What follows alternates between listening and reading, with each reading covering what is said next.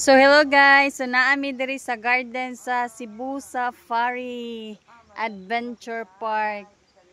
Pagkakita na ko ani lang garden guys, grabe jud kay na-amaze ko kay nindot kayo pagka hapnay sa ilang kuan mayana raman siguro ni siya nga tanom pero nindot jud kay tanan siya as in murag maumao siya og style sa buwakan ni Alejandra. Pero dili ko sure ha kay wala pa man jud ko nakaadto sa buwakan ni Alejandra. So worth it kaayo.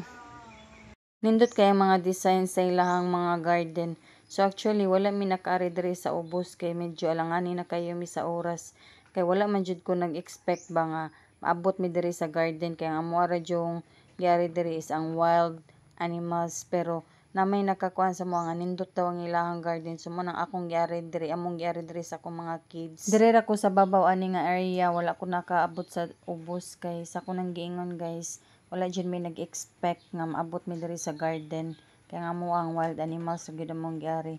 So diri ko kay nagduwa man ako ang mga anak akong gipangtanaw ang ilahang mga orchids grabe kanindot jud guys.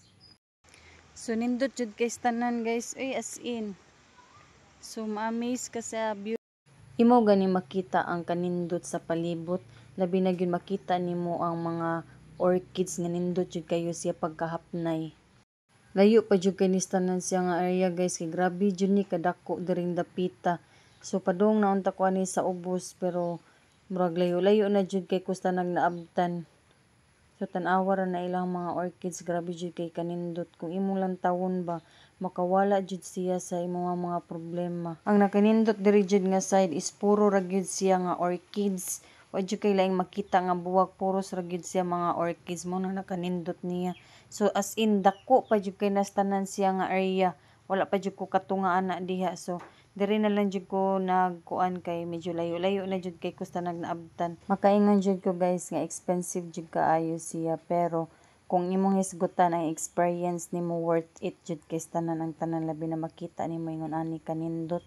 Di jud ka makakuan nga bahala na lang gyud mahal basta malingaw lang gyud ang imong mga anak. Nindot pud baya kaayo no nga maka-experience ang imong mga anak ba nga ang mga wild animals nga ilang nakita sa TV is nakita jud nila in real life.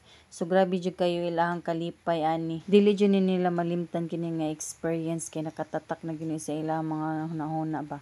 Nga sa usa ka higayon nakatan-aw sila o nakakita sila og mga wild animals in real life. Mao na ang ilahang giingon ba nga ang kalipay sa mga bata dili jud nimo katupngan og kwarta. Manang grabe kay ilang experience ani so ako na lang gid silang gipa-experience ani kay para dili nila malimtan sa tibok nilang kinabuhi. Og salamat kay sa inyo guys sa pagtan-aw ani nga video.